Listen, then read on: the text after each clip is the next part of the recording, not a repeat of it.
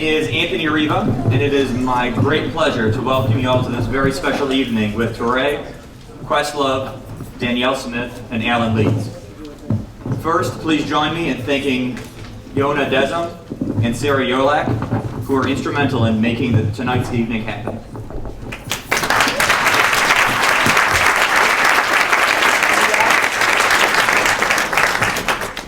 Before I begin, I'd like to make a couple of announcements regarding our upcoming events. Upcoming events include conversations with Nia Vardalos on April 2nd, Paul Anka on April 9th, Tom Sizemore on April 17th, Billy Ray Cyrus on Thursday, April 18th, and Martha Stewart on May 8th. Details for all of these events are available on the Hudson Union Society website. Now I'd like to introduce Joe Pascal, who will be conducting this evening's interview. Joe, whom many of you already know very well, is the co-founder and the president of the Hudson Union Society. Since its inception, the Society's vision has been to provide a platform for leaders in the fields of entertainment, government, business, and science to share their perspectives in an intimate setting and to encourage open and frank discourse with our members. Over the years, Joe has organized hundreds of unique events to engage some of the world's most influential people. And he continues to bring wonderful speakers into this forum. Today's interview should last approximately 45 minutes. After the interview, we will give the audience the opportunity to ask questions. And now it is my great pleasure to introduce tonight's guests of honor, Touré, Questlove, Danyel Smith, and Alan Leeds.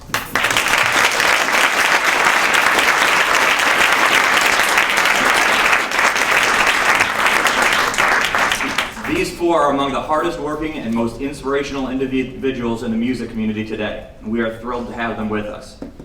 Touré is a preeminent journalist and chronicler of American culture. He's the host of Fuse's Hip Hop Show, and On the Record, he co-hosts The Cycle on MSNBC. He even serves on the Rock and Roll Hall of Fame nominating committee. Questlove is a Grammy Award-winning musician, DJ, music journalist, and producer. He's perhaps best known as the drummer and joint frontman of The Roots, the in-house band for Late Night with Jimmy Fallon. Danyel Smith is an editor, novelist, and media pundit. She is the former editor-in-chief of Vibe magazine and Vibe.com. She is also the former editor of Billboard and was the first African-American editor of the magazine. Danyel is also the founder of the cultural and political website, The Smithian. Alan Leeds is a music executive, writer, and archivist. He's organized performances and concert tours for Prince, James Brown, D'Angelo, and Chris Rock. Alan received a Grammy for Best Album Notes for his work on the James Brown compilation Star Time. The knowledge and love for music between these four is astounding. Today they will discuss Prince, one of America's most enigmatic cultural icons. In Touré's book entitled I Would Die For You, he draws on his first-hand interviews as well as his own unique encounters with Prince. We are delighted to have these four with us today to share the insight and demystify who Prince really is. Ladies and gentlemen, please join me in warmly welcoming Joe Pascal, Touré, Questlove, Danyel Smith, and Alan Leeds.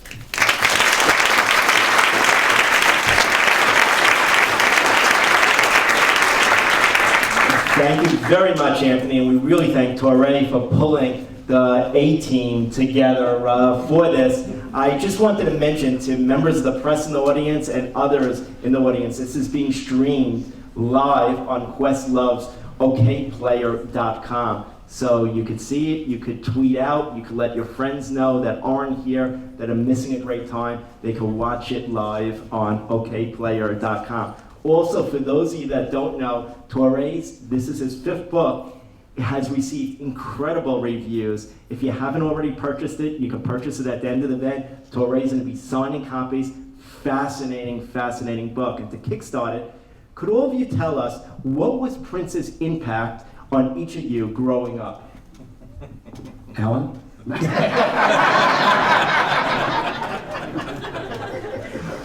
Is this smart working? Yeah, it is. I was already grown up when I met Prince. Y'all were younger. Actually, he taught me an amazing amount about the kind of things that have come in handy since when working with other artists. I went there to go to work on one tour and it turned into 10 years. And actually I could chronicle my experiences with Prince, and it'd probably be a textbook for how to be a tour manager and how to deal with an artist, and in the business we sometimes call a difficult artist or high maintenance artist, which really is more foreboding than it sounds. It just means that it's an artist that demands a lot of attention because he or she does a lot of things. And he wasn't grown up when you met him. He's kind of still not.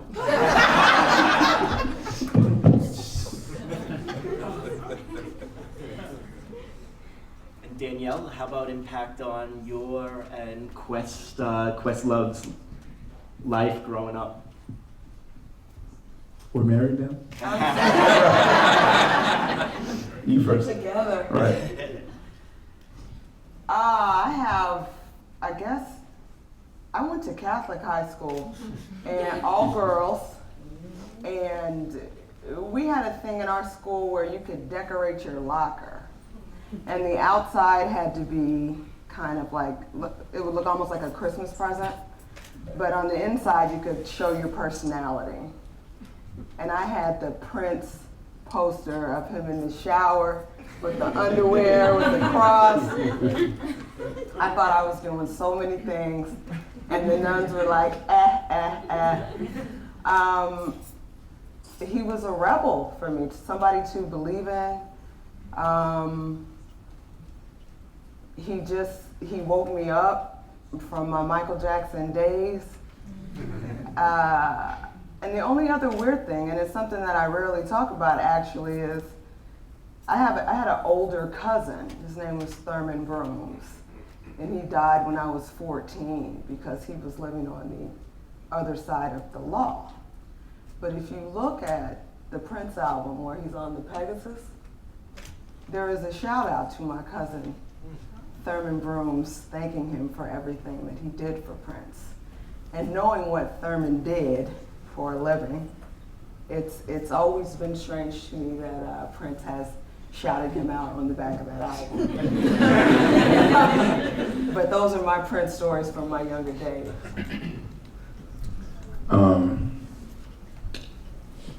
In '81, two things happened in the Thompson household. The Thompson elders, my mom, my dad, discovered Christianity. You know, like 81 was like a watershed year for like Christianity. Everyone was turning born again Christian. Like Donna Summer was a born again Christian, and like all these secular artists of the 70s, they found their salvation in the 80s. And I really discovered Prince. Like I knew about Prince. Like I heard the debut was Soft and Wet on the radio, but what I knew of Prince, you know, was more like what my sisters and her girlfriends, like, oh, he's cute, whatever, you know. I think my dad had saw him on Midnight Special, and the next day, Midnight Special was a show that would have been in the late night slot that I now occupy. It used to come on Friday nights at 12:30, right after Carson. So Wolfman Jack would host it, and you know the groups of the day would come on. And so early Saturday when I'm watching Soul Train, and Don Cornelius is introducing a Prince song, my dad says, "Is that the boy that wears the diaper?" I don't like that boy. I don't like that boy wearing diapers. No, I didn't see it. I didn't see the performance from the night before, but you know, in his head, Prince diapers. So I mean, once the master stroke of the Controversy album, his fourth record, that was the record that he kind of skillfully dialed back his extremeness and kind of made it accessible to casual black radio listeners. I mean, not that, you know, the first two records were cool, but that wasn't Prince extreme. I mean, Dirty Mind, forget it. Like, you know, people claim like, oh, it was there in the beginning. claiming. I know Nelson George was there, but everyone else is claiming like, oh, I was down with Prince with Dirty Mind. No, you weren't. I was there. When you talk about all the critics love you in New York, Nelson Yeah, George, yeah. what are Well, the he people was you're talking he was about? yeah, I was saying like, that's the guy. But it really wasn't until the time came out, which of course was Prince's black version of himself, that all of a sudden like, okay, we can get down with this, at least where I came from. And so long story short, or long story longer, basically owning Prince was sort of like having a Richard Pryor record or a Playboy magazine in my household. So being a Prince fan, I had to pay dearly for it. It was like contraband. I had to figure out new ways to deceive my parents and treasure chests and maps inside my basement and digging holes and hiding, saving Pathmark plastic bags and hiding records and discovering they were gone the next day. So it was very hard. He loves this story, of all the punishments I received for having his music. But it was worth it. And Touré, obviously he had a huge impact on Sure. that you decided to write a book. But you and Prince have these parallels, both rebels in some ways, what you brought to journalism and all types of stuff. Maybe Sure. you could discuss it a little, your impact. Well, sure. I mean, Michael, similar to what's been said, Michael Jackson was the road that you were supposed to go down. He was the friend that your parents wanted you to have, and Prince was the friend your parents didn't want you to have. And it's kind of funny thinking back that my father used to play Richard Pryor cassettes for us, me and my little sister, 6, 7 years old, and we knew we weren't supposed to be listening to it. We knew there was a lot of cursing. We knew Dad thought it was really funny, don't tell your mom type of stuff. But then, Prince was like, really? Let's not go there. Really? This is okay, but that's not okay? And I remember the big fight being that I wanted to see the Purple Rain movie. And I think I was about 13, 14. And they were like, hell no, you're not going to see that smutty movie. It was like I was asking to see porn. But I was able to get the Purple Rain cassette. And my parents I don't think they really fully understood what Prince was doing sonically to say, don't get into that. Because they were more on what are these rap cassettes doing to your brain? And how can we slow that movement down?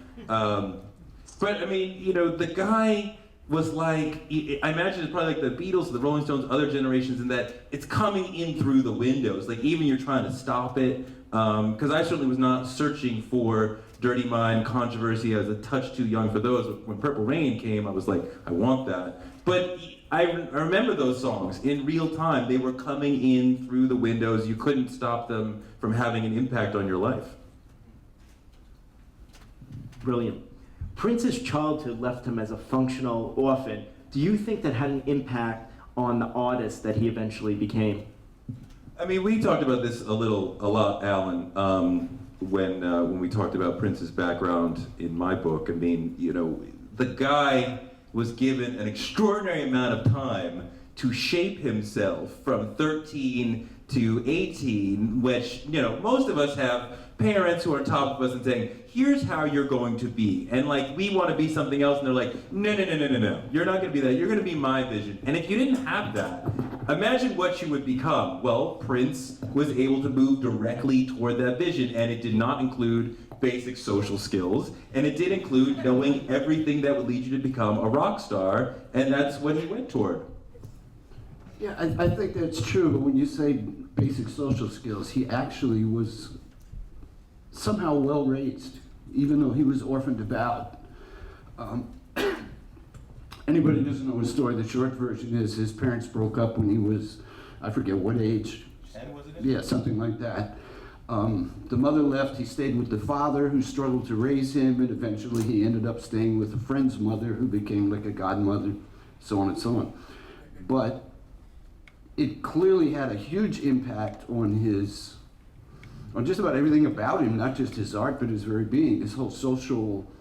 I mean, he had the basic skills. He's a very naturally, very polite, well-spoken guy. And I think that was there since childhood. That may speak more to Minnesota than it does anything else, just because of Minnesota nice, the cliche that we live with. But, so in that sense, he was well-trained.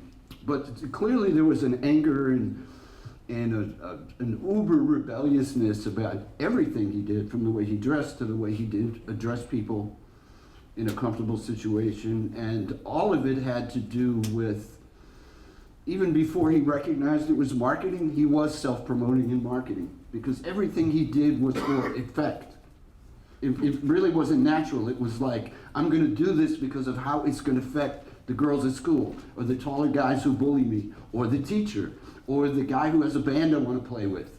Everything was for an effect. But For that matter, it still is. Look at how he dresses. But one of the things you pointed out was And I don't mean that that, it's a slam, but just describing who he is. that he felt that his mother abandoned him, and that left him unable to trust anybody. And that's where you get the control freak, the one-man band, the sort of, we feel like we know him, but you can't get all the way into who he is. As confessional as he is, we can't get all the way into his heart. I mean, I don't know. I'm glad you touched on that when you broke down When Doves Cry, because that's something that not many people have picked on. That the person that left him standing in a world so cold, I always believed that he was talking to his mother. Well, and Susanna, when I was talking to her, his ex-girlfriend, Wendy and Lisa, Wendy's sister, said yes, he's talking about his mother in When Doves Cry, when he says, how could you leave me standing in a world that's so cold? So if that's how he looks at his mom, I mean, how many of us know people who are like, your father abandoned you, that's horrible, it happens. But for your mom to abandon you, and how that, I mean, that instinctual bond between, a person and their mother. But when we talk about not being able to get into your heart, and just as a female listener, does that resonate to you? Does that affect you? How does that process for you? I always kind of thought he was talking about women in general, but I could see how he was definitely maybe talking about his mother. I was just reviewing the Justin Timberlake album, the new one, for MySpace, and I was talking about how Prince is a totem for this new generation, precisely because he has spent his lifetime being confessional, as you say, but also never really quite sharing. He just never has done it. He's been always private. He's always been this kind of androgynously macho dude, this guy with the combed hair and the eyeliner and the heels and all the prettiest girlfriends, and he's just, but still, it's like, who is he? I don't think that we know right now. Which leads to the Wally story, right? Which I'll let you tell, but I mean, Susan Rogers, his engineer, talked about the truly confessional song where he really said who he really is and how he really feels, and he erased it. Yeah, most Prince diehards know. Who here knows of the Wally story? One hand, two hand, three. Okay. So basically, for those of you that collect music outside of the channel of his contractual albums, That's a nice way to put it. he could be watching right now. I'm trying to cover my ass. So those that heard other songs, not contractually owned by Warner Brothers. So there's I guess the holy grail of all songs is a composition named Wally, in which he makes it a 7-minute confessional to Wally Stafford, the bodyguard turned Pip figure in the Sign of the Times store. Yeah, the Wally Stafford, who I guess joined the counter revolution in '86 when they expanded to 14 musicians. He was one of the background singers. Anyway, he kind of, probably for the first time, used that song as a way to really open up, reveal who he truly is. That he's I guess it just described that he was a sick, manipulative person that has faults, and really showed a human side, enough to make Susan Rogers run upstairs and cry to Susanna. Like, it's the most beautiful thing he's ever done. And then right when he was at completion, then his first step was he added other instruments to it, and Susan was confused, like, why are you trying to turn this into a funk song? And then when it was all over, he says, okay, I got it out my system, now erase everything. Which he never, ever did.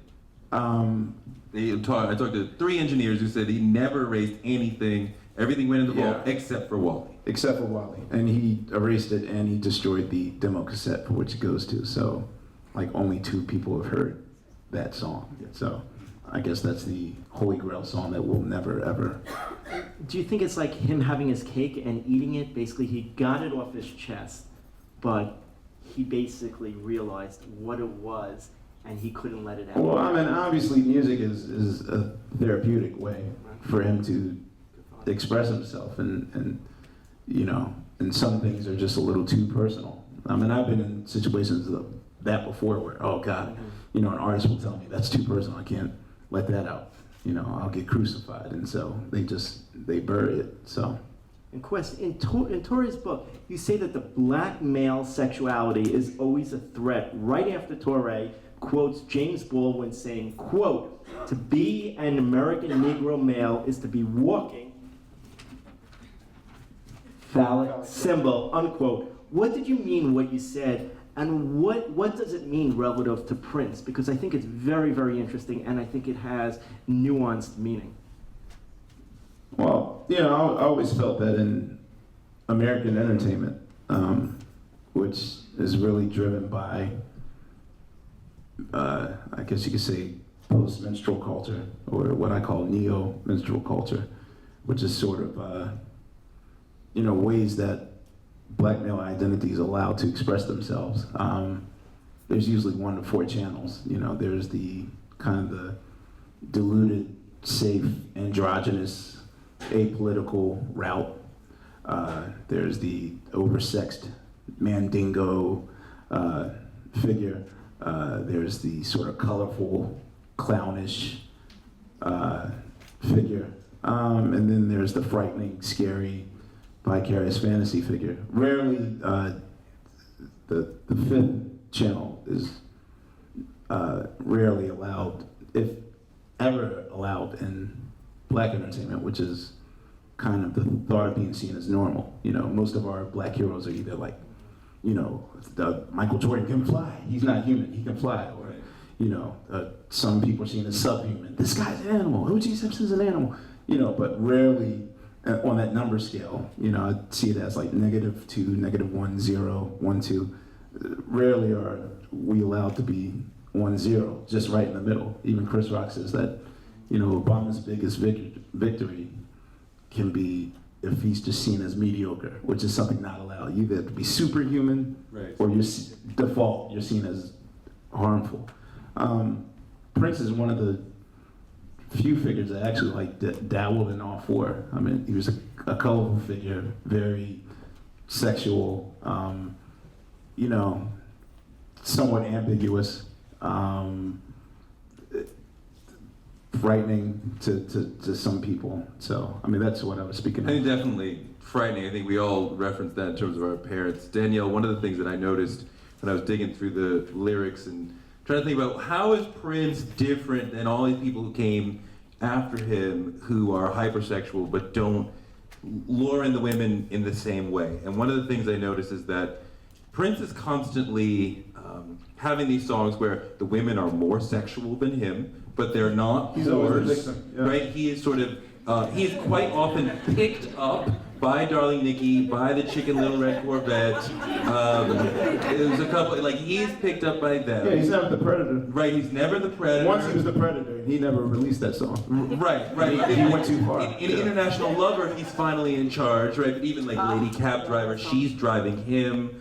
They're constantly driving him by their car. Shockadelica, another one where she's controlling him. Camille is controlling him. So he's constantly sort of controlled and dominated by women. And I feel like he's allowing them to have a certain sexual agency, to be more sexual than him, and he has to try to keep up with their sexuality. Did any of that play into how you related to Prince, and that he's allowing you to be sexual and more sexual than him rather than others? Because he's not this sort of Casanova. It's all my business. But he's not this Casanova who's like, bitch, get down on your knees and do what I say. He's like, I'm doing what you want. I'm cowering from you. I'm trying to figure out how I can live to you. You're the first person I ever knew that actually paid attention to the lyrics of Raspberry Beret. And he's basically a virgin in that song. And He is a he admits virgin. that he's a virgin in that song. But he still does her Well, he's still well, cool, right. even though it's his first time.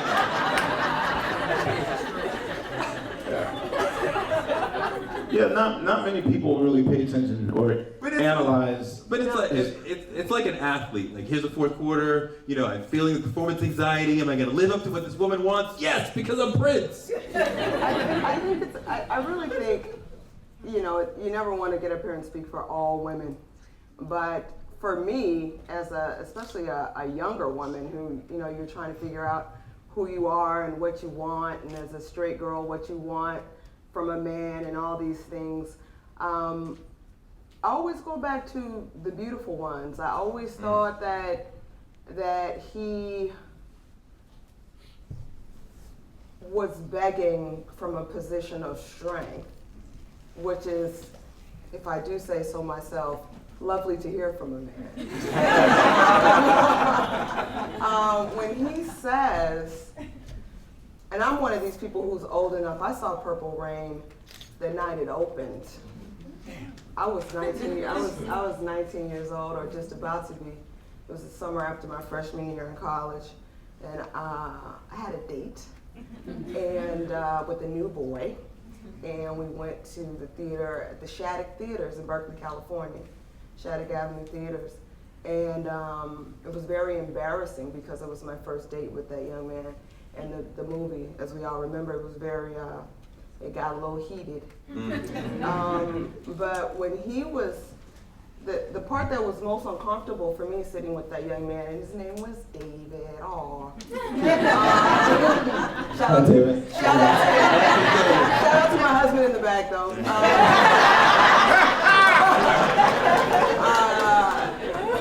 The part that was most uncomfortable wasn't the part where things got naked or near naked or anything. It was the part when Prince was saying, do you want me or do you want him?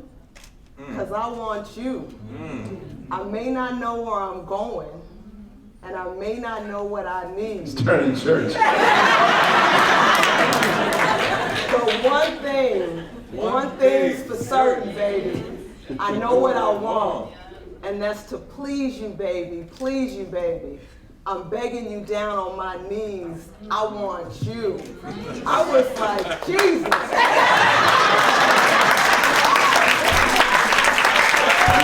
Ladies and gentlemen, doesn't Danielle do that almost as good as Prince?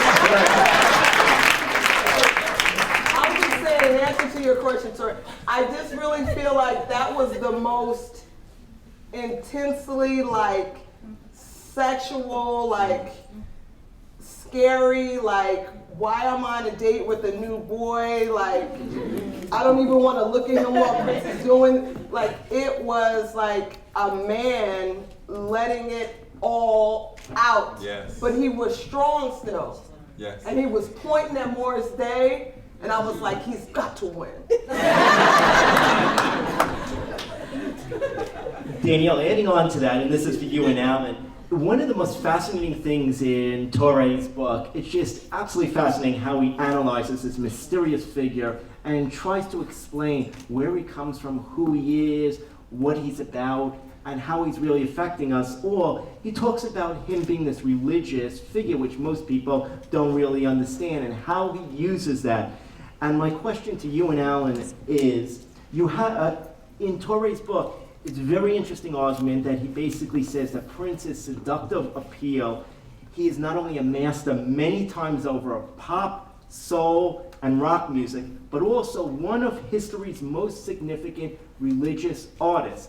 Firstly, could you elaborate on that? And secondly, how do you reconcile Prince as this reverend Christian teasing his fans with this shameless sexuality, which you just discussed, and with this religious expression? And this is also for Alan, because Alan, you know Prince really well, being with him basically 10 years. It's a fascinating, and the first time I actually really heard this, and I Quest and Touré, the three of us are basically the same age, lived and breathed it, but it's the first time lived and breathed Prince's music. It's the first time that with Touré's book, heard somebody really explain how he's using his seductive appeal for another purpose, basically this religious purpose. So could you please, describe that, which I think is a fascinating hypothesis.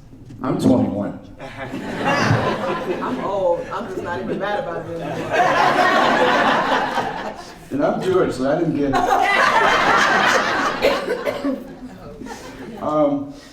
Actually, when I was with Prince, he wasn't as overtly, I'm not sure if I should say spiritual or religious, or maybe both, as he has become in more recent years. But you guys did love sexy. Yeah, for sure. But he still wasn't he wasn't Yeah, I knocking on didn't do the doors. religious years. Like, I had to sit for those talks for like 9 hours. Yeah. Not an hour. I mean, years after I left, there was actually a room in Paisley Park that was known as the Room of Wisdom, where he would take people and read Jehovah's Witness tracts and so on and give advice to band members when he thought they needed guidance. That wasn't happening when I was there. There were a lot of rooms. I don't know if there was a lot of wisdom. But still, there was obviously a religious aspect to him. But it always kind of struck me as if he had a fear of religion or a fear of God as much as an embrace, because it certainly wasn't anything that he was living at the time.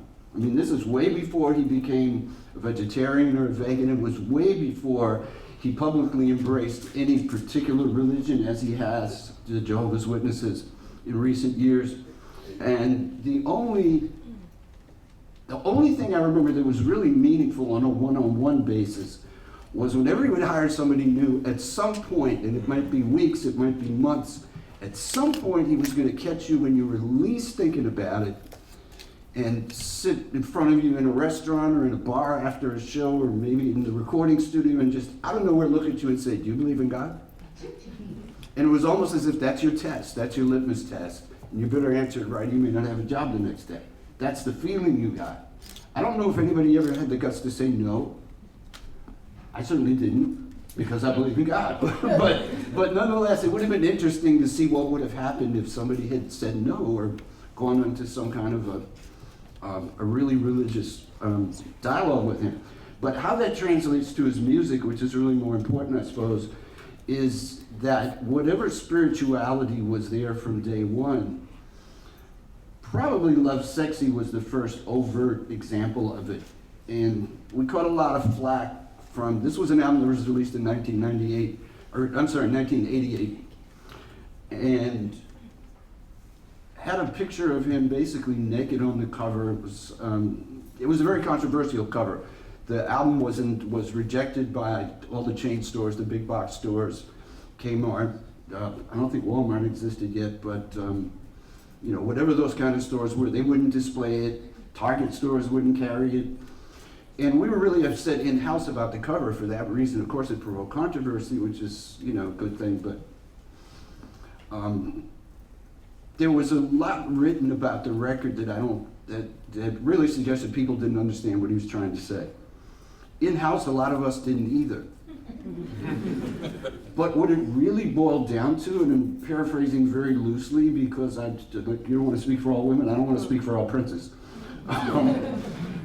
He kind of saw sex as something that anything that could be that good must be a blessing from God. So he really is kind of saying sex and love are part of the same tree. They're branches of the same tree. They don't always go together, but they come from the same place. So it was really hard for him to look at sex in any kind of a negative way. And I think you could trace that back to what you were talking about earlier, and also what Touré was talking about in terms of the fact that so often in his lyrics, the woman is in a dominating role, or at least an authoritative role, which could even suggest that there's a mother figure wrapped up in these heroines of his. Sure.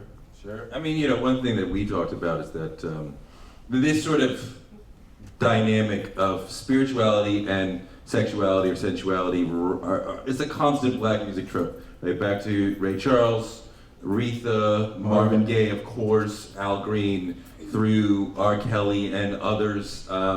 We've been, as Black music, we've been playing with both of those in a career, within a song, within an album, on and on and on. Prince just does it at perhaps a different level, saying only he and Marvin Gaye are most outwardly arguing, can I be sexual and spiritual Saturday night and Sunday morning within the same life? Can I reconcile both? Yeah, but the controversy with the gospel R&B mixing in the 50s and 60s with Ray Charles and Aretha was really more musical, because they were taking gospel music forms and adapting them, which was looked at as sacrilegious by people. Sure. And we're long past that by the time Prince came along, because the music, the vocabulary, the musical devices in the vocabulary of a gospel artist, an R&B artist, a jazz artist, were pretty much blurred together by then. Sure. Whereas in Ray Charles's early years, that wasn't the case. It was, very distinct. This is gospel, here's how you play. This is R&B, here's how you play, and never the twain shall meet. By the time Prince, it was all mixed together. So the controversy was really much more about his lyrics and his politics than it really was his music. Yeah, no, absolutely. I think one of the things I try to explore with a lot of people is, did the guy think that he was a Messiah? Did he think that he was descendant from God, and that this sort of flow of music that never stopped 24/7 was part of God speaking to him? And you told me something that I never knew, that he made a movie, or began making a movie, before Purple Rain, which was called... Was it The Flesh? Or the Second Coming. The Second Coming, yeah. Which was about him returning to Minneapolis as a triumphant musician. But obviously he knew what that would activated people, this idea that he is the second coming, right? And when you talk about I Would Die For You, the third verse of Purple Rain, on and on, there's just these little ways that, is he doing that Christian music thing of speaking in the voice of God? Or is he saying, wink, wink, I'm the one that you should be following? See, I think the church definitely thought the latter example. Sure. Because I went to that sort of fire and brimstone church where, once a year they have like a special Wednesday night where you're supposed to bring in like demonic records that should be destroyed. And so, yeah, this one particular night, someone brought in 1999 and Purple Rain, and my mom's all looking at me like, we're going to destroy the record, and we're going to have that. And so, That's comedy. yeah, it's weird, because like as a 19-year-old, you're allowed to freely explore this, but I mean, I was 14, so it's like, it's weird that during that peak of his career, like, he caught a certain, a certain part of the generation, and there's that gap that wasn't allowed to. I mean, part of what I was trying to get at when I talk about him as the most important religious artist of all time is that, unlike gospel artists who are preaching to the choir and talking to people who want those messages and want to be reaffirmed, he, like Jesus, was talking to people who are uninitiated and spreading messages about God in Love Sexy, in Let's Go Crazy, in 1999, in Purple Rain, all these different songs, all these different albums, just planting Intercessory stuff. the messages, the seeds. Says it as yeah, God. and I mean, like, maybe we weren't ready for it, but we certainly didn't want it. We certainly weren't in the club listening, or in our headphones listening to this hypersexual artist looking for religious messages, but he's just planting them there, and when you're ready to work with them, then they'd already be there. Well, I think the reason why most people didn't take it as that, like I always took I Would Die For You as in he's speaking like for Jesus. In other words, not like I'm the Messiah, but like a lot of gospel artists. Even though he says, I'm your Messiah. No, I know that. But see, in gospel music, people write in that second person thing as God, and you take it as, oh, this person is doing intercessory, like, as a channel through God. But of course, because you don't think of Prince, or at least you didn't think of him having any sort of spirituality, like most people in the church thought he was of the devil's loins. Like, Right. But and he's so telling us people took him literally as, oh, now you're trying to say you're the Messiah, and But if they really listened, he was giving us Yeah, but Jesus they and wouldn't God, not sympathy for the devil, not Madonna iconoclasm, but like Right. very traditional presentation of Christianity. God is right, the devil is wrong. Even in I know, with God, my mind is clear, and with the devil, my mind is staticky. Just like, if they had really been able to listen beyond the sex, they would have been like, well, you should be listening to this. Yeah, but a lot of ignorance is, that's being blind to, people make judgments all the time based on not reviewing the evidence. So, my parents were wrong. But just to add on, I think what Touré is also saying is, I think something else is really interesting. I think this is, while Prince is doing this through this vehicle, through this message, when people's guard is really low, it's going into their subconscious. Sure. It's going into their subconscious, and they don't even realize it. And it's coming out in other ways in their life, maybe later on, maybe now, etc. Quest, there's actually a very, very interesting story of you telling Touré about a friend of your father's who told you, when you start a band, make it look like America, so you can make it in America. Right. Prince did that, and so did you. Both have multicultural bands. Firstly, why is that important? And is it the look or sound or both? Something else? Well, when I grew up in the backstage oldie circuit, backstage when the acts from the 50s and 60s were doing these revival shows. So I guess the person was one of the cats. There was a duo called Don and Juan. They had a hit out in the 50s called "What's Your Name?" And I think Juan or Don, maybe it was Juan, said, always make sure you got a white boy in the group, so that way you'll get a fair chance in life. And at the time I thought it was crazy because I was like 9 years old. Like, he said, just make sure get a white boy in the group. It should be pointed out both Don and Juan were black.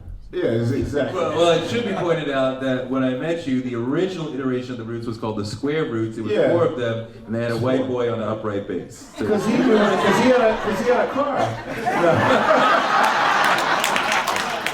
Oh yeah, you want to drive our instruments outside so we can play? Yeah, you can join the group. Yeah. I did not have a car. I guess the template was always Sly and the Family Stones'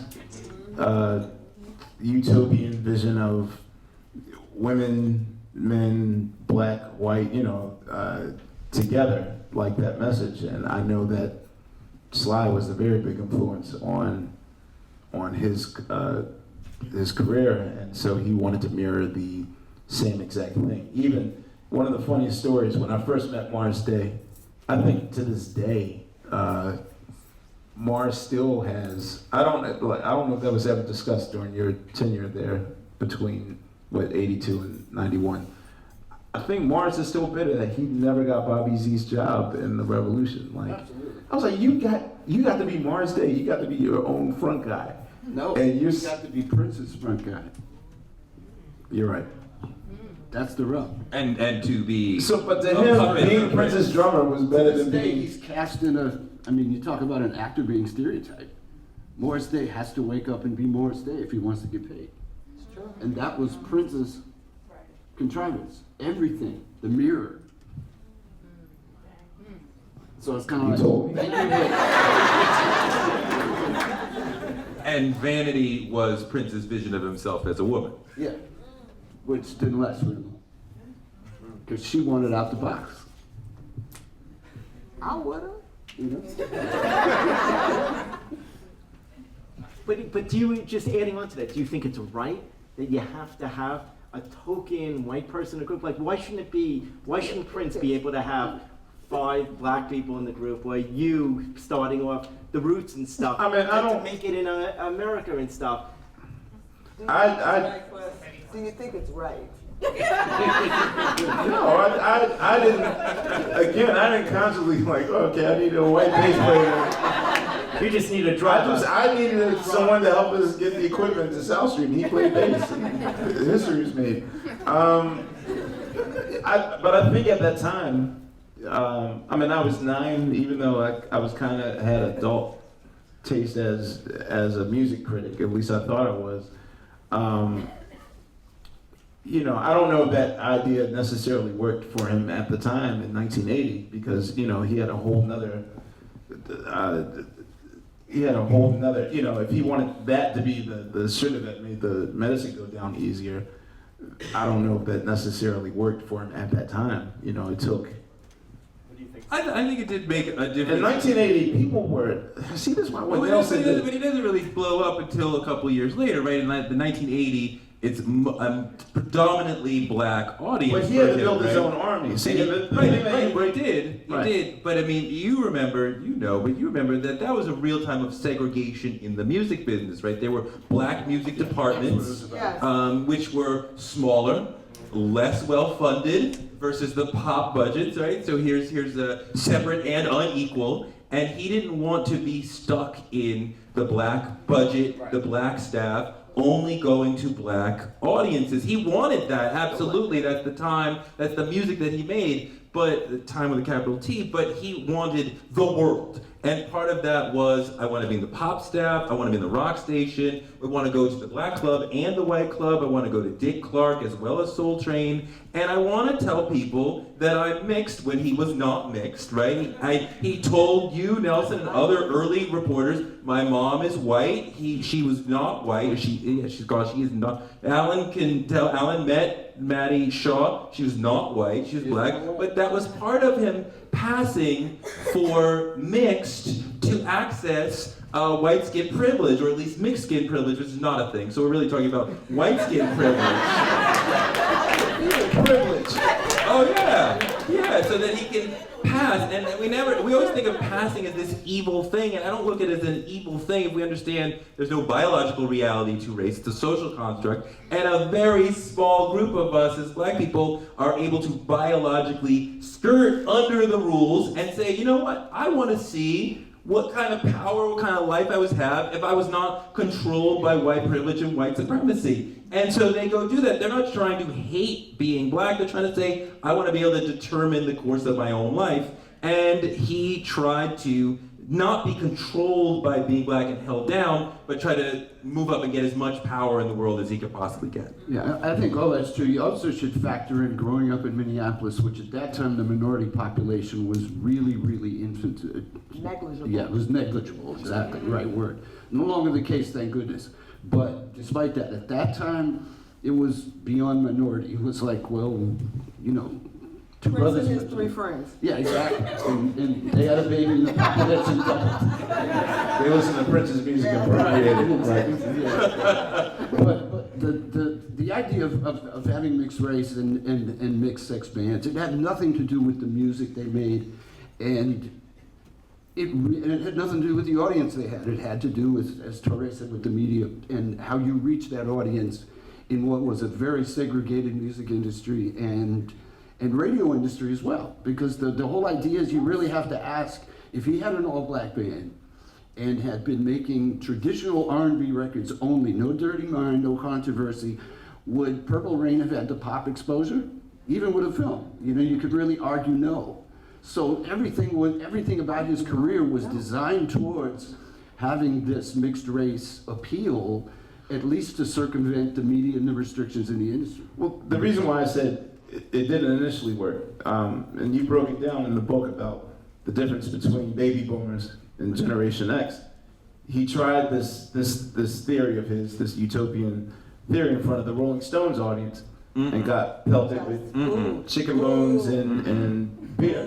Yeah. So basically, he was In LA. the probably the most liberal place in the world, and he got pelted with. He got met with booze twice. So what I'm saying is that he had to wait for the next generation, Right. who, you know, Generation X, Right. to embrace him. Who were interested, who were willing to have crossover, right? We talked about this a lot, Alan, that Generation X, black people could cross over, and it wasn't a bad thing. Before that, it had been this sort of this terrible mark and you're selling out. And all these black stars were able to cross over and have pop audiences and not lose their street cred, as it were, and have both audiences for the first time. Yeah, I think that's more a comment on the culture at large than it is the music industry or even the music they made, because what you were seeing at that point was the first generations that had basically grown up in an integrated society, to whatever degree we are integrated post-civil rights movement. And you were seeing a generation that had grown up accustomed to going to school with minorities, mixed race school situations, mixed race work situations, and all of that had changed since, for example, when I was a kid going to school. So this very generation that you're talking about grew up that way and were exploring themselves as teenagers, their music, their hobbies, their interests, whatever the heck they were, with a different set of eyes than previous American generations had. So it was bound to include music. Just hitting on to that, Alan, do you think that that's why Prince said that his mom was white? That's why his strategy, what was the strategy behind that? To be accepted? That's really something I'm not even comfortable speculating on. It's real easy to say that it was a marketing ploy because everything he does is, I don't want to say contrived or that it's all fake, so be real careful not to think I'm saying that, but it is all designed to have an effect. It may be a genuine effect, but he's still thinking about what I'm going to say to somebody, even a friend, even a girlfriend. What am I going to say? How is it going to be taken? What are the ramifications? How's it going to come back at me a week from now? And he thinks that way about everything. I mean, we all do it in business. You have an important meeting, you think about. So you're saying he's like a chess player, like he thinks 12 steps ahead. You can put it that way. Wow. Yeah, absolutely. I mean, Purple Rain is interesting because, right, his mom is white, and it's never commented on. And almost always in a Hollywood film, when you have a mixed couple that's central to the action, it's because that becomes the whole thing. What was that Kerry Washington, Sam Jackson movie, right, where Sam Jackson hates Kerry Washington? Django. No. Oh, that's funny. That's funny. No, when Sam Jackson is an actual police officer. Oh, damn, I forgot about that. Yeah, well, that's funny. Django. Right. Right, when you have an interracial couple in a movie, it's always commented on and it's always part of the whole dynamic of the movie. People hate them or whatever. It's very rare to have a movie where that's not central. Purple Rain, here's this mixed couple, is at the heart of the action. That's never commented on, but it's part of the sort of marketing, and it just seeded for so many people. Oh, it's his autobiographical film. His mom is white. He never even has to say anything. But everything about, the kind of movies you're talking about, usually the mixed race couple is the exception to the rule in that film. Yes. So they stand out. Yes. Purple Rain, everything was mixed. Sure. The band was mixed. The audiences were mixed. The dancers were mixed. The girlfriends were mixed. I mean, everything was mixed. Well, you said so it didn't really stand you out. said Minneapolis is the miseducation capital of America. Yeah, when we moved there, that's exactly what it was. Remember the first time you came? You were like, yo! And the last question, ladies and gentlemen, before we open it to 3 audience questions, what is Prince like in person? Since I think each one of you have met Prince. Danielle, have you met? Let me just say up front, I do not know. Okay. Pretend you do. What do you think he'd be like? If you didn't think tonight, what do you think he'd be like? Perception is reality. Is so. perception reality? Would be a better answer than the rest I think of he would be so fun to hang out with. I think he would. I don't think he drinks anymore, but I think it would be fun to get tipsy with. Again, I just want to talk to him. You know, I just would like to sit up and ask him about, you know, and they say, who are the people that you would like to, you know, dead or alive, that you would like to have a conversation with? Taking huge religious and political figures out of it, and me being a music critic and a music writer, I think Prince is definitely at that table. I want to know where his head was at in so many different times. If you think about the fact that, was it 1999, Touré, where he was talking, that was when Ronnie Talks to Russia, and why does everybody have a bomb? And I remember hearing all that in high school. And really, it was an entrance for me to even pay attention to what was on the news and to what was going on. And he seemed such a righteous figure. And I never really was reading him as super spiritual or Christian beyond the many crucifixes. But I always read him as very political, very sexual, and an invitation to sort of be yourself sexually, which is a great invitation to have. And, Touré and Cuesta, you both met him a couple of times. Maybe you could add on before Alan. Well, him more than a couple of times. Yeah, I want to add on to that. It's funny you say that, because you said that, you would like to pick his brain or whatever. Like, I learned early, after the first meeting, those same questions that I had about his life and his creativity, I knew I would never get those answers from him. And I instantly said, okay, well, the only way for me to find out who he really is, I got to get close to the 10 people closest to him. Right. And so I guess one by one, I met Alan because D'Angelo hired him for the Voodoo Tour, and then I became cool with Wendy and Lisa, and then Bobby, and then just everyone in his circle. And eventually I got to know him. Some Is he nice, Wes? some nights were normal. I say, is he nice? Yeah, he's Well, it's funny because one of It wasn't my guitar, so it was not my guitar. So he just said, "Get Kurt's guitar." I'm just messing with it. One of the things we talked about with Alan's brother Eric, who played saxophone on a lot of the great records, he says, is this a nice guy with bad times or a bad guy with nice times, nice moments? And some of the other people in the circle are like, he's a bad guy with nice moments. Really? And not the other one, but they're even wondering which it is. So you clearly are doing some Gemini 50-50. You are being nice to people and then shitting on them back and forth.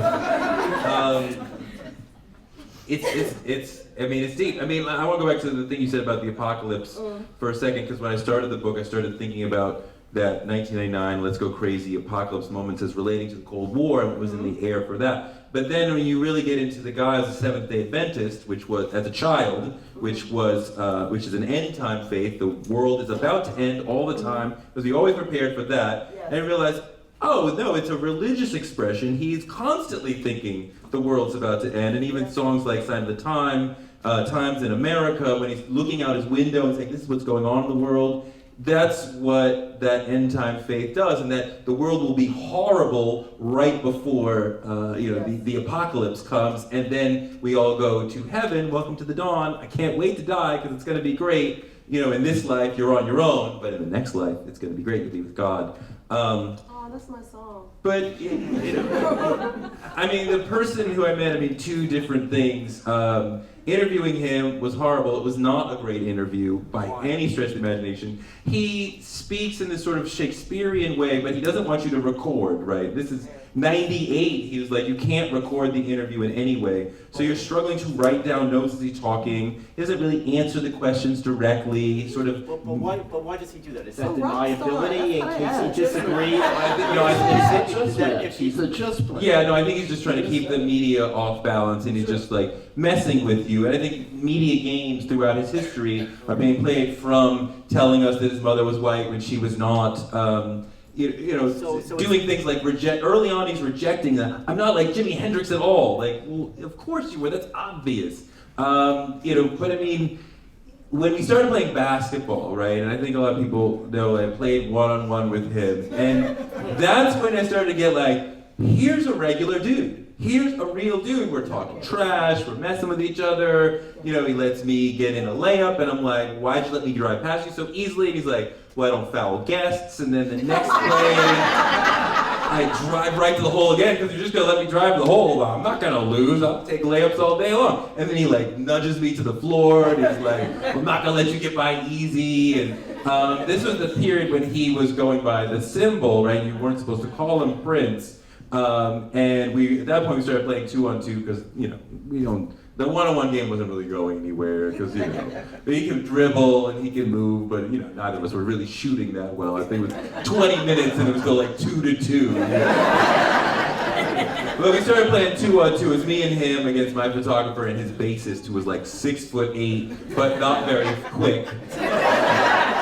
And I saw at one point Prince like made a little move and was like open. He was so open he didn't even realize it.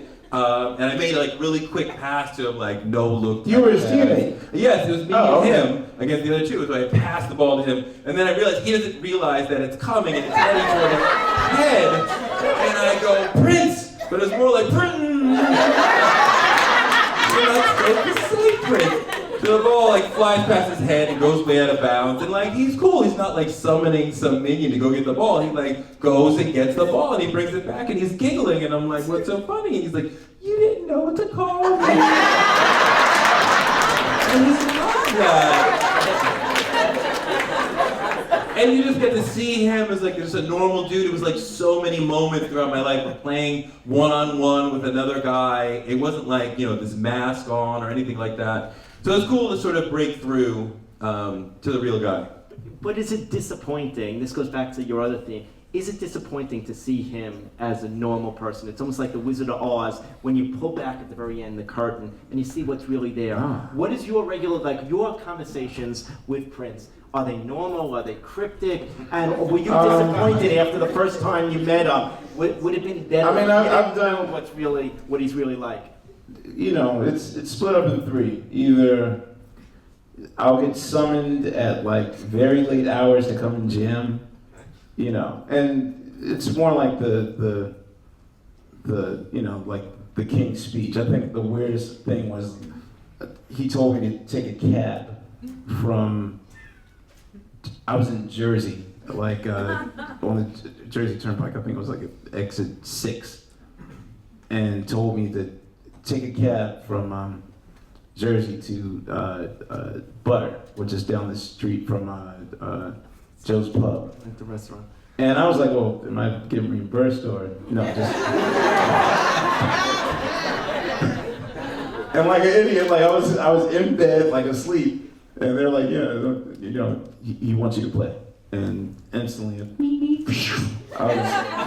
I was so I mean there are a lot of those like 3 a.m, late calls.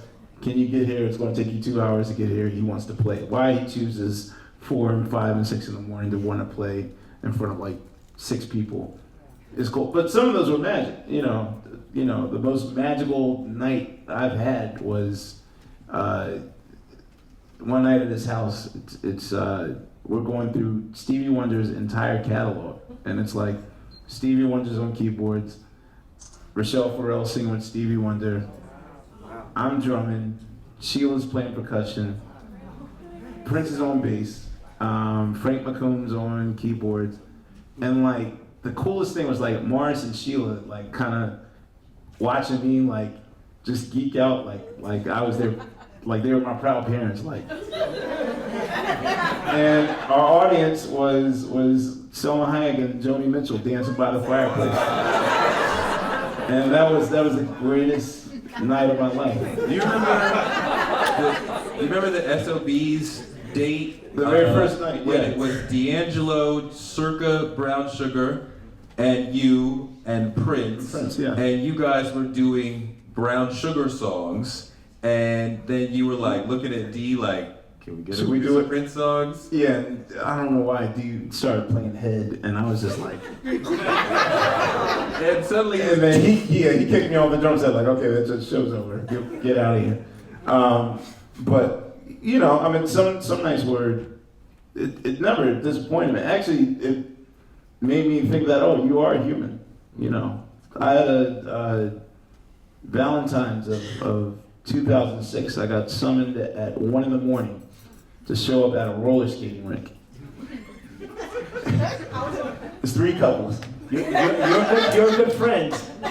Me and my ex, Eddie Murphy and his ex. Oh God, Prince and his ex. Roller skating.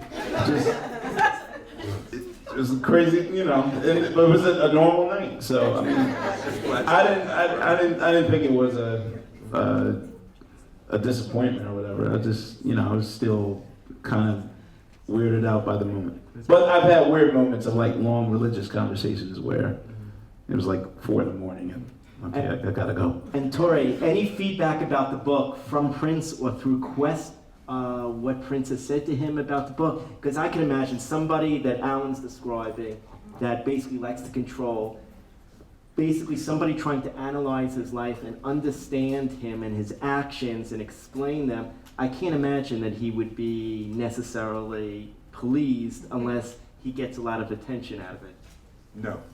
He's not said anything. And Quest, you haven't mentioned. I'm still breathing, so I guess he's good. already there. So, ladies and gentlemen, we're going to take 3 questions. There's a gentleman back there with his hand up. First to you. It's like 12 hands. Okay.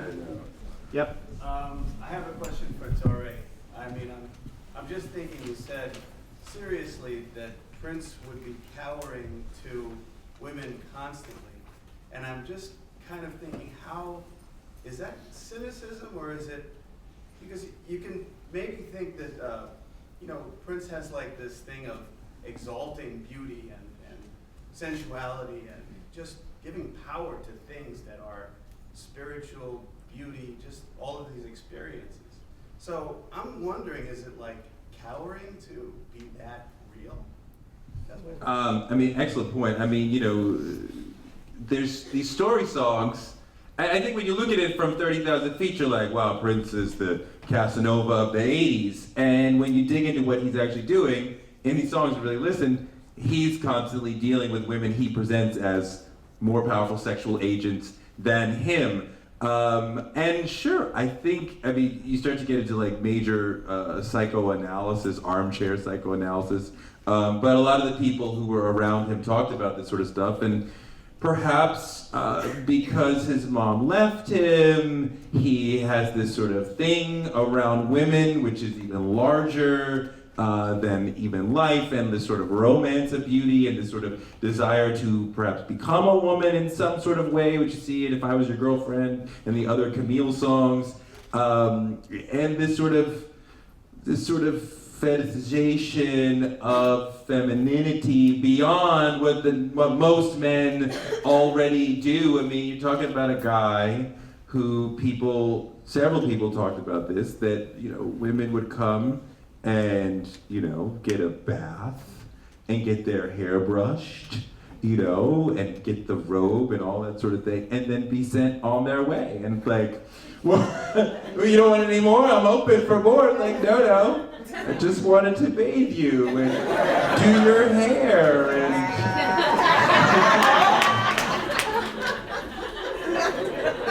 That's pimp shit, man. I'm gonna give you a bath and send you home. Usually I'm just like, all right, hit the shower. Sorry, T-Mon. Over there in the back. You're in the back. It's funny, I never believed.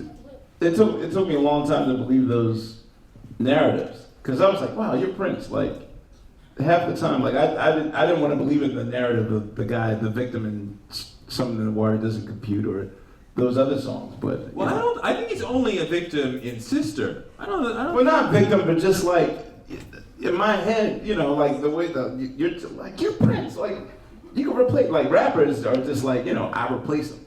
Yeah, that's their whole mantra. Like, you can be replaced. Yeah. But never in his narrative was that ever the case, and I was always shocked that he was often on his back. But he liked playing the underdog. He liked being a victim.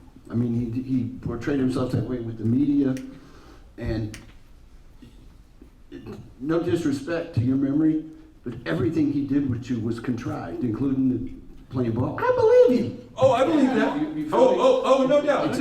Everything is staged for effect. Getting back, I'm just repeating the same thing I've been saying all night.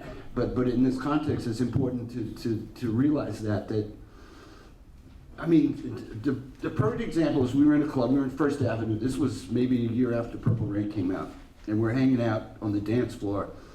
And we just occasionally, he and Jerome and maybe Morris and myself and a bodyguard would go to First Avenue and just hang out like any guys. The only difference is he's got a trench coat, silk pajamas, and high heels. And it was one of those moments where all of a sudden people are starting, and this is Minneapolis where he usually doesn't get bothered, but by this point, post Purple Rain, he couldn't go to the corner to get a newspaper without getting mobbed. So all of a sudden people are gathered around, and it's the, we're in a fishbowl now. Totally surrounded on the dance floor by people just staring. And we're just standing there like we could be now, just kicking it. And he leans over to me, why don't people have something better to do than just stare at me? And it's like, dude, you're 5'2" in high heels, in silk pajamas, in a trench coat, in a nightclub in the middle of July. It's like, I know you and I'm staring at you.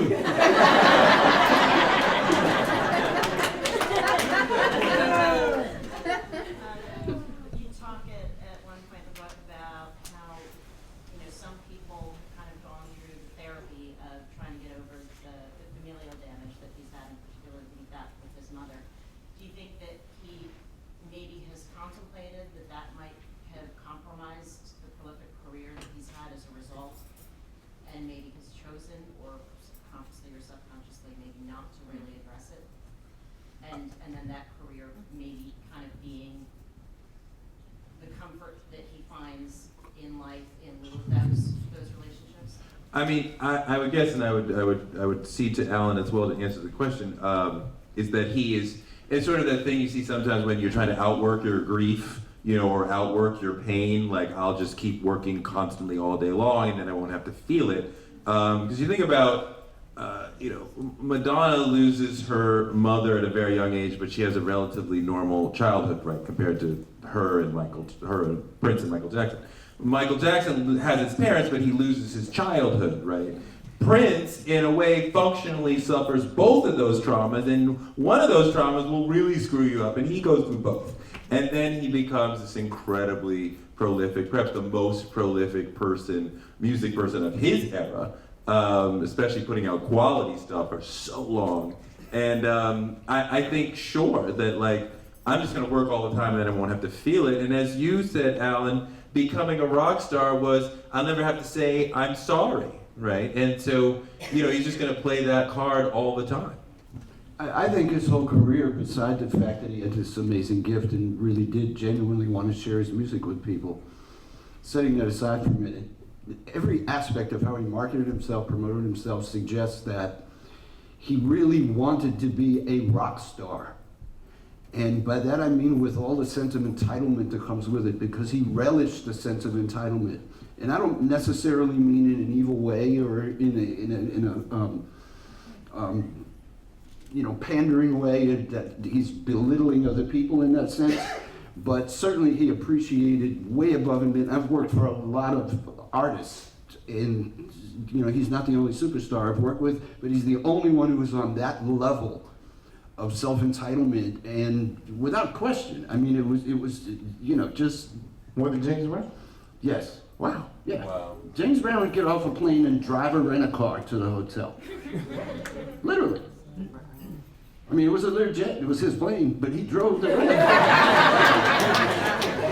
One more question from over here. Do a bunch of hands up, please. Okay, there's somebody behind the wall here hiding. Oh, wow. Okay. Yes. Go ahead, bro.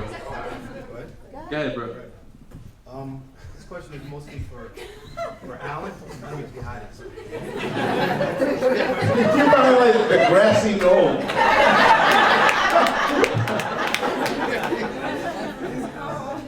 Basically, since you left, he's had no one to keep him in check and tell him no, and tell him when things are, not. I didn't tell him no. Get him on the grassy knoll. Maybe he said his opinion. I wonder if you have anything to add about how his career is taken, and then briefly, if you and Quest want to mention how you feel he handled the Carnegie situation. I think his career's been handled brilliantly. There was a dividing point where he just decided he didn't want professional guidance, management, lawyers. He got tired of paying commissions. This was a guy that during the entire time I was affiliated with him didn't care what anything cost. And along with the sense of entitlement I was talking about, he was also that artist that did not manage his money wisely. We had some of the most successful world tours in the world until you looked at the bottom line at the end of the tour and said, where'd all the money go?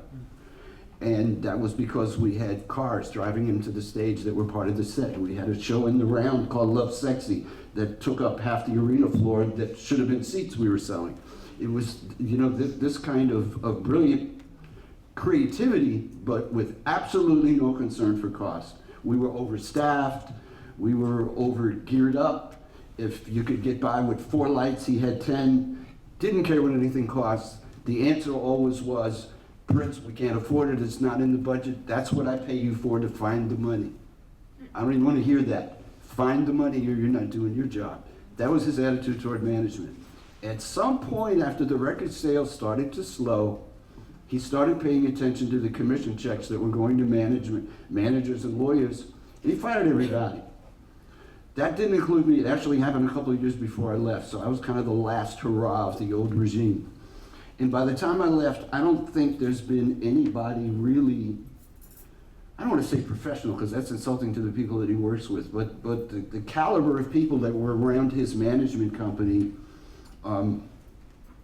were high. His attorneys and everybody else were like A-list, A players. And right now you're hard pressed to even know anybody other than a few people in his band.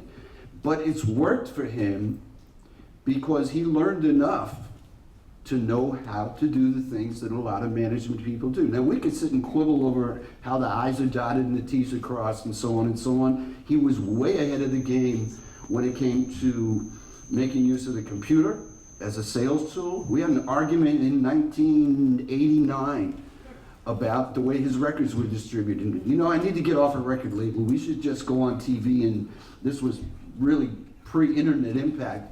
But it was a precursor to that, because he said we should just go on TV and do one of those infomercials and sell my records that way. That way I could release a record every month. I would love that. And, I mean, this was a serious conversation. This wasn't just kicking it.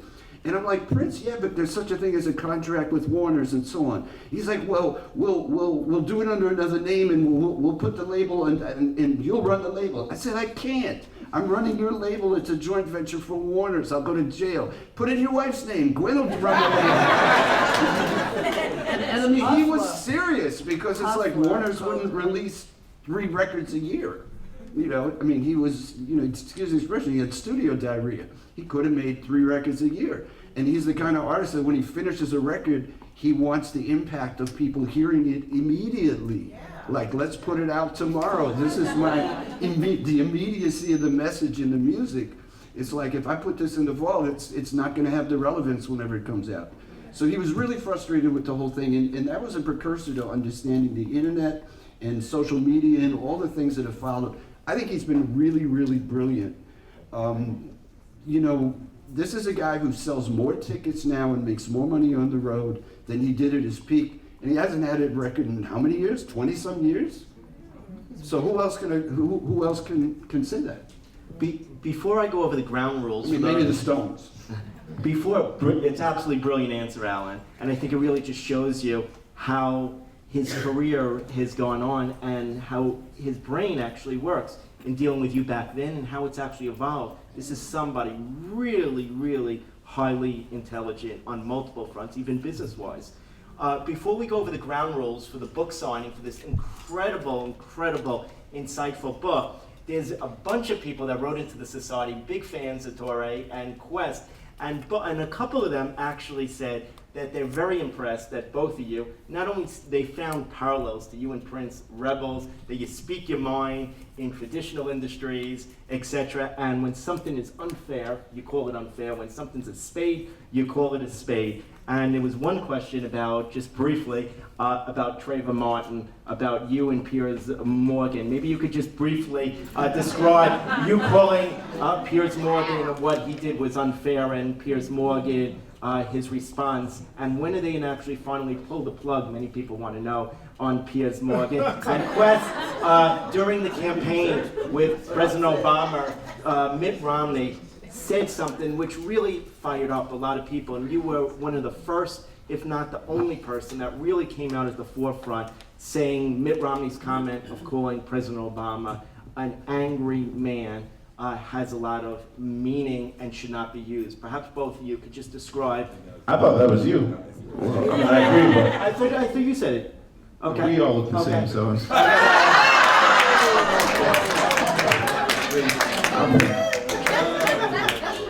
No shot. Sure. Quickly, it's funny because the Piers Morgan thing has become a satisfaction. The song I had to keep singing year after year after year. Look, I used to work at CNN. Those are really valuable airwaves. A lot of people are watching. And, the Trayvon Martin situation was really tenuous at that moment. It still is, but, really, really at that moment, I just felt it was really, really wrong to put Robert Zimmerman on the air, who we knew at that time, and the FBI has adjudicated later on, that Robert Zimmerman was not in contact with George Zimmerman at the time when this happened. After it happened, then they, reunited or whatever, in that moment of crisis. But when you're talking about who has this guy been for the last 5-10 years, he doesn't know, because he doesn't live in Florida with the rest of the family. He doesn't talk to them all the time. And so it's just let's just have this character witness come on and just say great things about George, and he's not a horrible person, and he's not a racist, and I just felt it was really irresponsible usage of CNN, and just wanted to tell him about that. But by you speaking out, You were attacked by peers on your journalistic standards and other stuff, which was unfair. Well, that's ridiculous. The guy's a phone tapper. Exactly. The guy. Well, that's just true. The guy has used the newspaper in London to artificially raise the price of stocks that he owns so he can make hundreds of thousands of dollars. It's just absurd. I think people who know who he is in America were like, "What are you talking about?" And perhaps both of you could briefly discuss the Mitt Romney comment, because people of all races, many races, found it very, very offensive at the time. It's interesting because last night, Sean Hannity played a little blip of me, and then he's like, everything at MSNBC is dog whistle, dog whistle. As if, unless you're saying nigger, then it's not racism. Everything else is just, those liberals making a big, case out of it. Look, I think we all know that there are ways that the GOP, going back to the 60s, 1964, the beginning of the Southern Strategy, Richard Nixon, Ronald Reagan talking about, the war on drugs, crime, crack, welfare queens, crack babies. There's ways that they say things that the white working class, especially, and some white middle class people, understand, you're talking about you're going to control the black and brown people, and this is the way they rally the wagons to get white working class people to come into the GOP and vote against their economic interests, because if they just voted for, and they just served the rich, which is what their economic agenda is all about, then they would not have enough votes to win a presidency. So how do they get white working class people to vote against their interests? They do things like their pro-life agenda, like opposing affirmative action, like opposing the Voting Rights Act, which is to say nothing of the efforts to suppress votes entirely. But there's just these little ways of saying, watch out for, the blacks. They're going to get you, and I will protect you from the blacks. And this is when we talk about what they're saying are dog whistles. What Chris Matthews and we sometimes call dog whistles. It's these sort of loaded words. When they're talking about the president is angry. Have we ever seen a cooler, more collected individual on the national stage? He almost never approximates anything that could be reasonably called angry, but we know the stereotype of the angry black man goes back to the beginning of black people in America. So when they say he's angry, they're just reminding you he's a nigger. That's what they're saying. And, you're not supposed to say such things on television, but, that's true. And I didn't really want to be in a position of lying on television. No other word actually captures it. When they say, he's lazy, which John Sununu, one of Romney's major surrogates, said repeatedly, along with he's not a real American, you're tying into the basic stereotypes around black Americans, that we don't work, right? That we're not really the Central Americans, it's white Americans, especially in the heartland. Those are the Central Americans, not us. So they're just trying to lay all those stereotypes of black people on Obama as a way of saying, guys, he's black, don't vote for him. Which, Lee Atwater talked about. There's this great book called The Reactionary Mind where they quote Lee Atwater talking about you can't actually come out and say don't vote for the nigger because white people don't want to feel like we're rolling with racists. So we say it in these coded ways and then bring them home and they don't have to feel racist while we're activating that white racial anxiety, which brings some home into the GOP. So you're running in 2020, right? Because all paths lead to politics, correct? I think I'm kinda dead serious. I think the 2020 Democratic slot will be filled by the winner of the 2016 I don't even mean president. race, I don't even mean president. which will be Hillary Clinton. I don't even mean president, but just will you eventually? I'm too wild to run for office, son. You know this. There's too much tape on me. And Quest, thank you very much for holding today's show accountable the other day, your Shane campaign. Yeah, I'm having Jazzy Jeff on the show to prove that he's That's good, very but- much alive. But does this mean that you're a person non grata now on the Today Show? No. Okay, good. I point out. Good. They insulted him, and I wanted to hold him Very up. So, yeah. So, ladies and gentlemen, what we're going to do is anybody that's already purchased the book could automatically go to the front of the line. If everybody could remain seated for 2 minutes while everybody is escorted towards the table, and please join me in thanking the super agents, Alan, Danielle, Quest, and Touré.